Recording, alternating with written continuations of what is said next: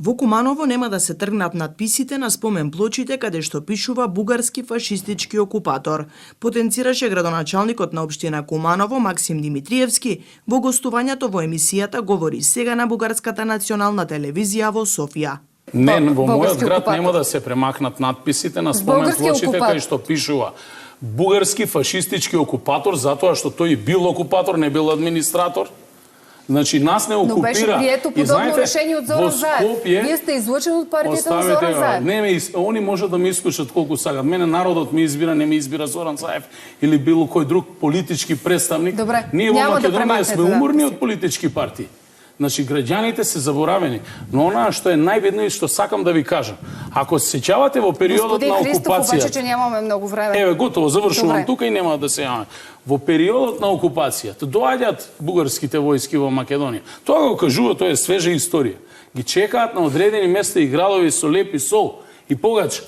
Но видите, ја делат Македонија до групчини. И тоа потврдува само желбата за чиста окупација и припојување на територија.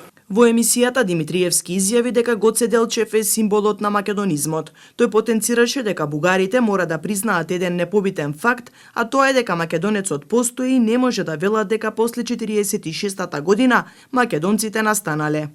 Во Македонија доаѓаа политичари од Бугарија, не навредува. Ни кажуваа дека Бугарија е од Охридско езеро до Црно море.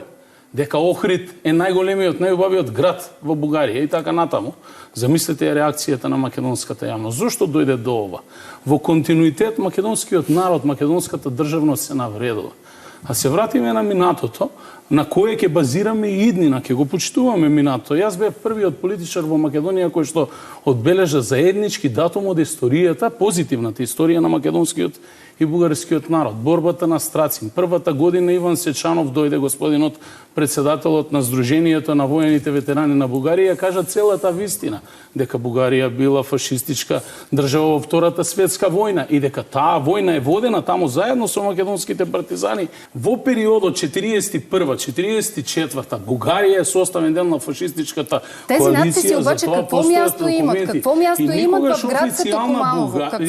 Не излезе и не се само ми кажете какво място имат тези надписи в град като Куманово, чието знак ни подарихте току-што. Знаете што е резултат на таквиот режим на владење? Оваа книга само за мојот град. Над 900 жртви. Овој човек има, овој ми е дедо.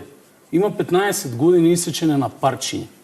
Значи, над 800 жртви, од кои најголем дел или над 90% се убиени од бугарската фашистичка полиција и армија. Ова не може да се заборави, но може да се стави на страна, да се учи од минатото и да креираме нова иднина. Но не на начинот како што го креираат некои поединци од вашата држава. За да почитуваш, првенствено треба да добиеш почит. Јас бев се поклонив во Страцин на жртвите во таа борба, но следната година слушнав навредливи зборови во мојата сопствена држава од поединците. Во емисијата тој информираше дека за положување на цвеќе во Скопје чекал 2 часа. Бил најавен во делегацијата и чекал затоа што такви биле мерките за безбедност. Во однос на ситуацијата со момчето од Охрид, Димитриевски посочи дека момчето не го познава, но го осудил веднаш тој чин.